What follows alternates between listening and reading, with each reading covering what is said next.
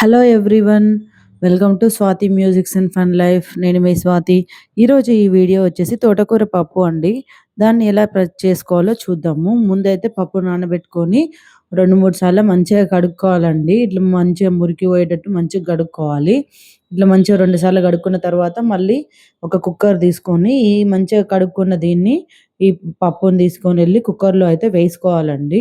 కుక్కర్‌లో వేసుకున్న తర్వాత శుభ్రం చేసుకున్న తోటకూర మంచిగా ఆకులు మాత్రమే ఏరుకోవాలి కాడలు లేకుండా. దాన్ని గూడా మళ్ళా 2, 3 సార్లు మంచిగా కడుక్కొని ఈ కుక్కర్‌లో అయితే వేసుకోవాలి పప్పు తర్వాత. దాంట్లోనే రుచికి సరిపడా కారము కారము మీరు ఎక్కువ తినే వాళ్ళైతే 2 స్పూన్‌లేసుకోండి. నేనైతే ఇక్కడ ఒక కట్ట తీసుకున్నాను. అంటే 20 రూపీస్ తోటకూర తీసుకున్నాను. దానికి బాగానే మంచిగా పప్పు తీసుకున్నాను. ఒక కప్పు పప్పు తీసుకున్నాను. సో, 2 స్పూన్లు కారం వేసుకున్న, ఒక స్పూను 2 స్పూన్ల దాకా ఉప్పేసుకున్న, పసుపేసుకుంటున్నాను. సో, అది మనకు ఈ కుక్కర్ ఉడకడానికి సరిపడినన్ని వాటర్ అండి. నేనైతే ఒక 4 గ్లాసెస్ అట్లా తీసుకున్నాను.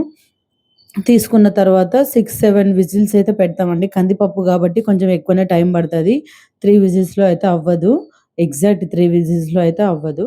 సో, ఆ పప్పయితే రెడీ అయిపోయింది. నెక్స్ట్ వచ్చేసి ఒక బండి తీసుకొని దాంట్లో ఆయిల్ పోసుకొని పోపుకి మనము ఎండుమిర్చీలు ఇందులో మీరు పచ్చిమిర్చి తినే వాళ్ళైతే పచ్చిమిర్చి కూడా ఇందులో ఏసుకోవచ్చు. దీంట్లోనే జీలకర్ర, ఆవాలేసుకొని పసుపు మీరు ఆల్రెడీ పప్పులో గూడా పసుపు వేసుకుంటాం గాబట్టి చూసుకొని వేసుకోవాలి పసుపు మనం ఇక్కడ.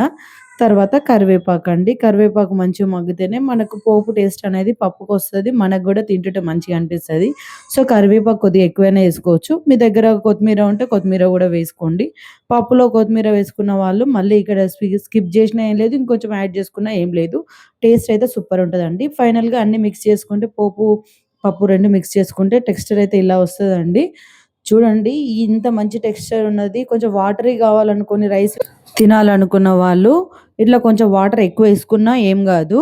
కొంచెం లిక్విడ్‌గా ఉంటే అది రైస్‌లోకి బావుంటది. లేదు నేను ఇక్కడ చపాతీతో తింటున్నాం కాబట్టి కర్రీ అనేది పప్పు అనేది కొంచెం చిక్కగానే చేసుకున్నాము. టేస్ట్ మాత్రం సూపర్ అంటే సూపర్ అండి. మా పిల్లలు గూడా మంచిగా ఇష్టంగానే తిన్నారు ఈరోజు. ఇప్పుడు తింటున్నది మా చిన్న పాప చూడండి. తనైతే పప్పయితే మంచిగా నాకి పడేసింది. సో, మీరు గూడా మీ ఇంట్లో ట్రై చేయండి. మీకైతే ఈ పప్పు ఎలా కుదిరిందో please like, share and subscribe అండి.